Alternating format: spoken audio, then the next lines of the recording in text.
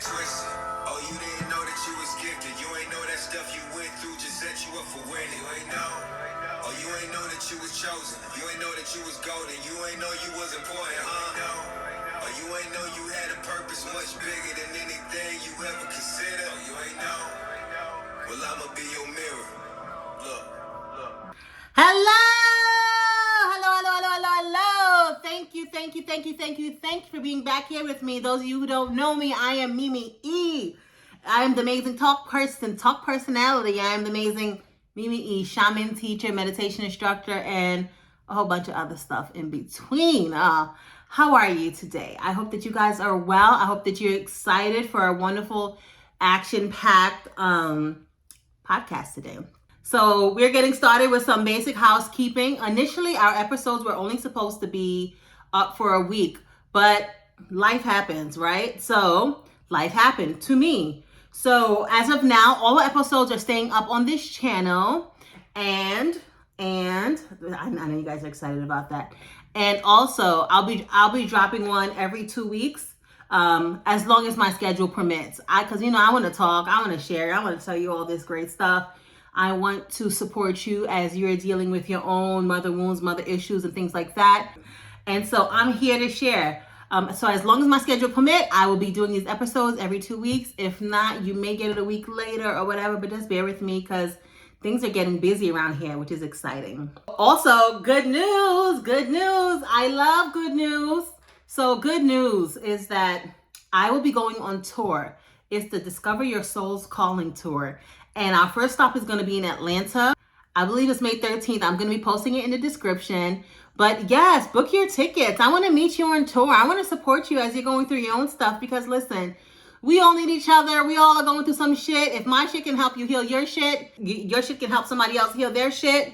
Let's get it. Let's do it. And so I'm excited to support you on this tour. It's going to be the Discover Your Soul's Calling tour. It's going to be an amazing tour where you're going to learn more about your spiritual gift, more about your soul's calling, and what exactly is that, and the signs that your soul is calling you to do something very specific in this lifetime. So here we go. So we're going to jump right into it. Another note is that for today's session, I'm not going to be reading any part of my book. And so I'm just going to be sharing my experience and allowing the Spirit to just really allow me to just share with you from my heart.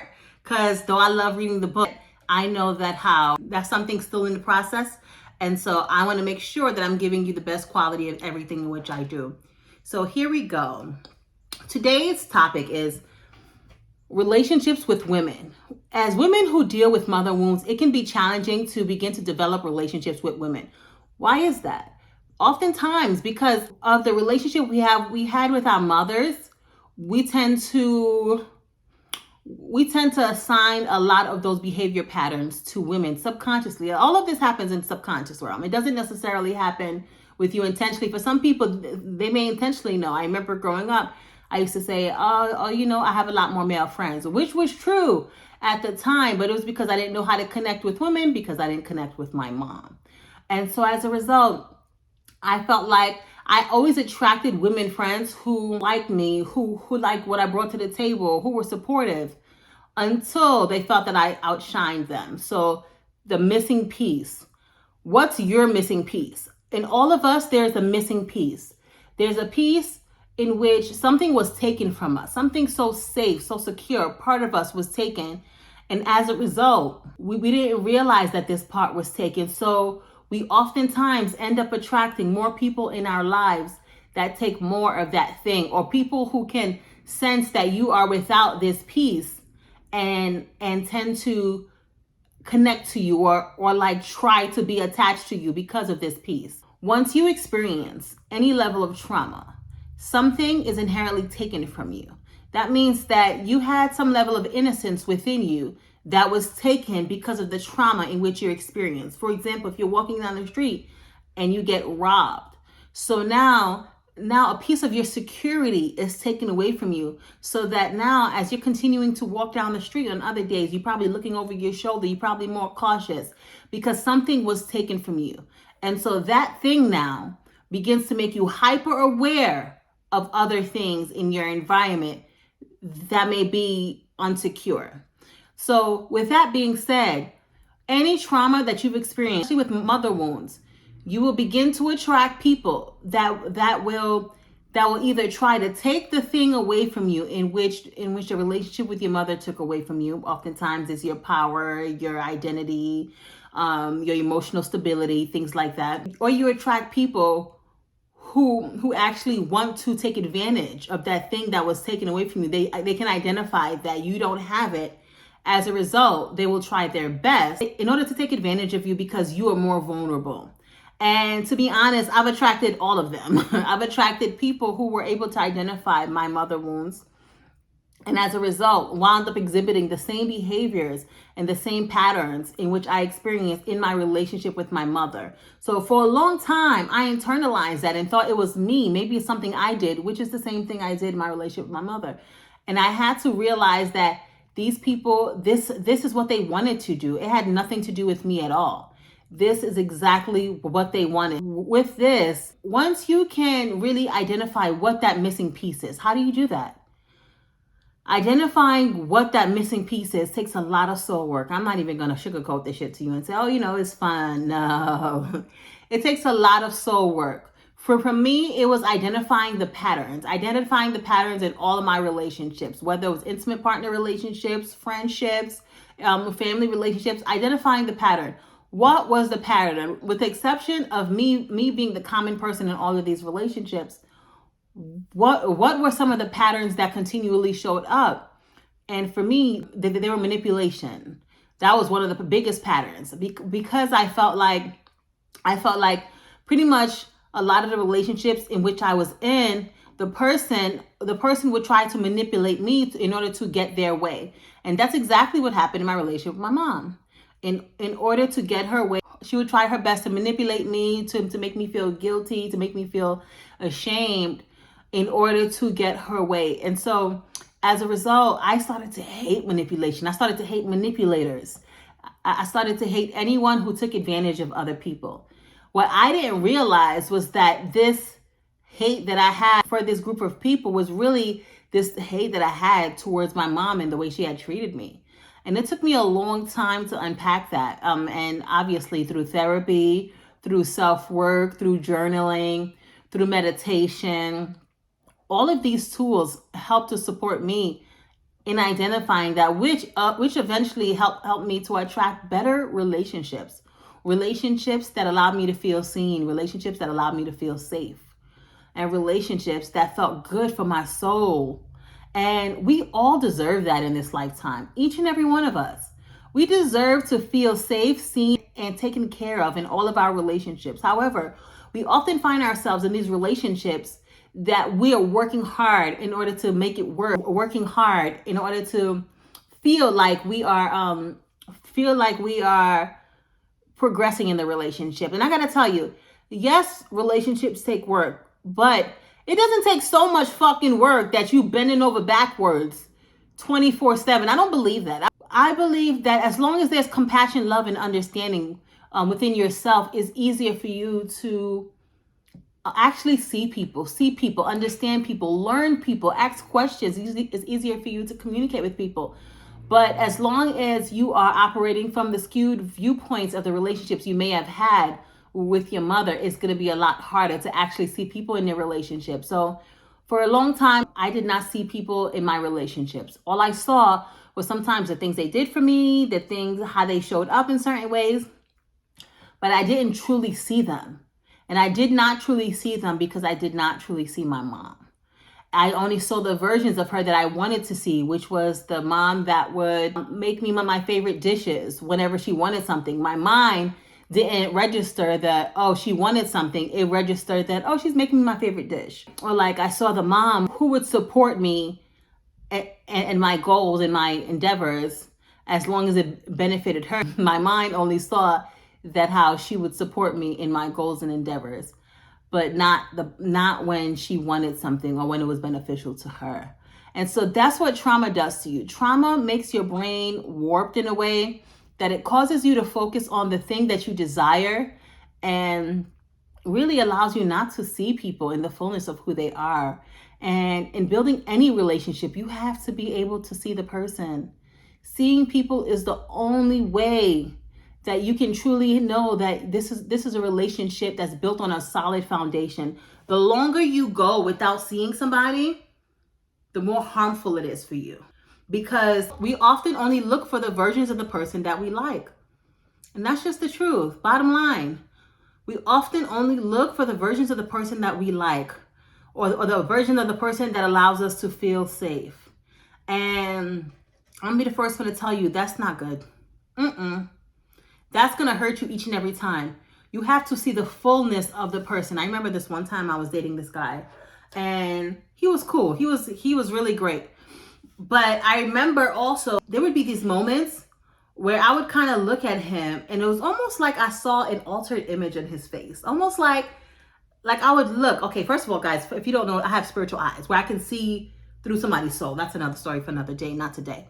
But I would look at him, I would glance at him swiftly, and I would see like an angry facial expression. But the moment he saw me looking, he would perk up and smile, and I'm like, okay. So I'm like, you okay? He's like, oh yeah, I'm great. He'd be like, yeah, I'm great. No worries, I'm good.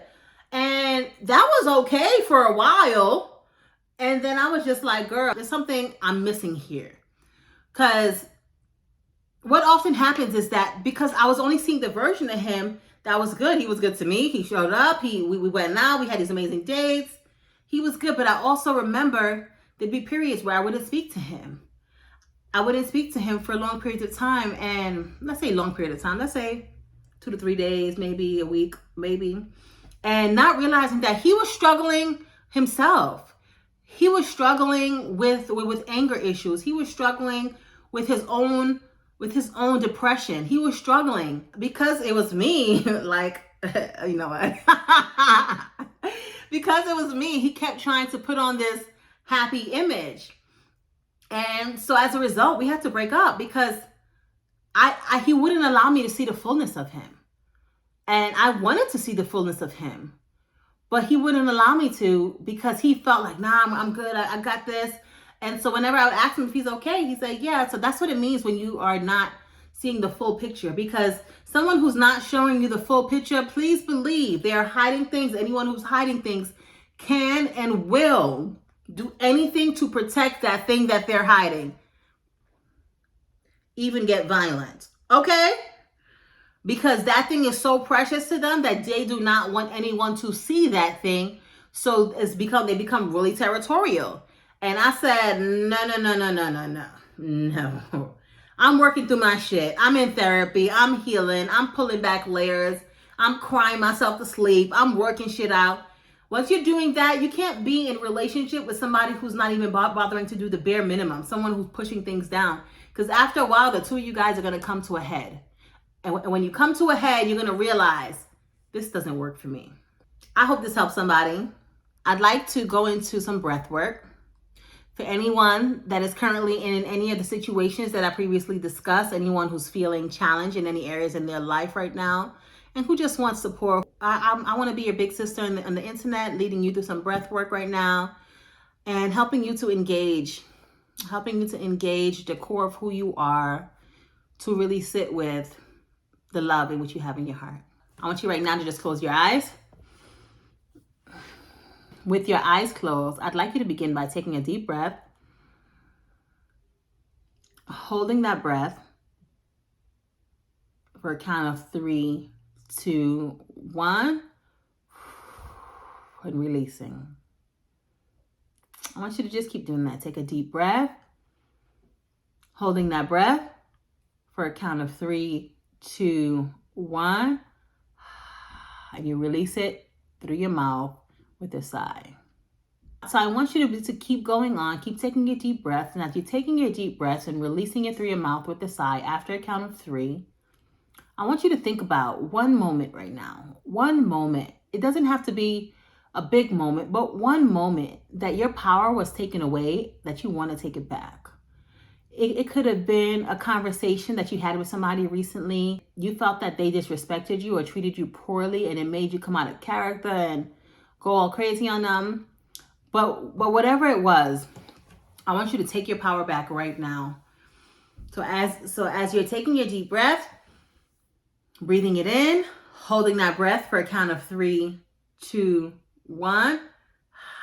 And releasing it slowly through your mouth.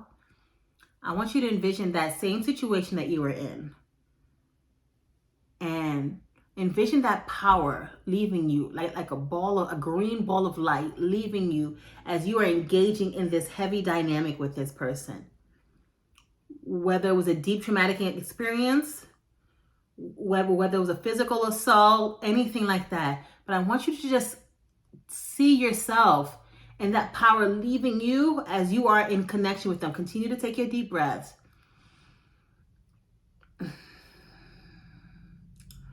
And as you are breathing in, I want you to envision yourself, envision that ball coming towards you, that green ball of light coming towards you and landing into your heart center, that you're taking your power back.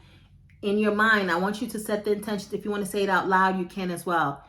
I want you to say, I call my power back into this vessel. Deep breath, holding that breath for a count of 3, 2, 1. Release it with a sigh. Continue to take your deep breath. I want you to do this 10 more times. With every exhale, I want you to release the pain that losing your power caused you. With every inhale, I want you to call back that power and envision that green ball of light coming towards you and landing into your heart center. I want you to do this 10 times. By the final time, that green ball of light is in your heart center.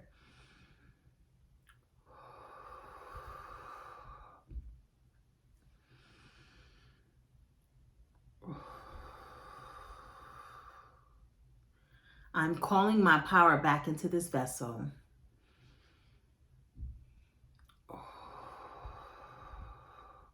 I'm calling my power back into this vessel.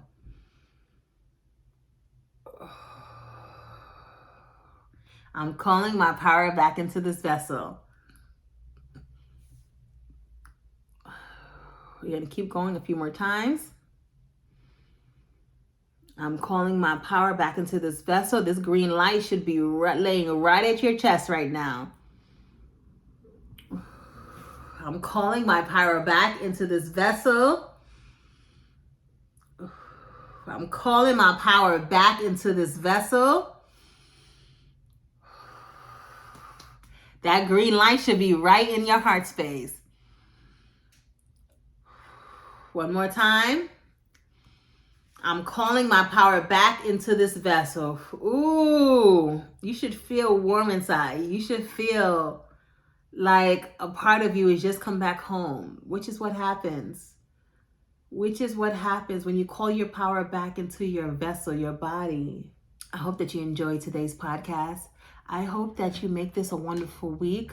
My tour for Discover Your Soul's Calling Tour is going to be dropping very soon.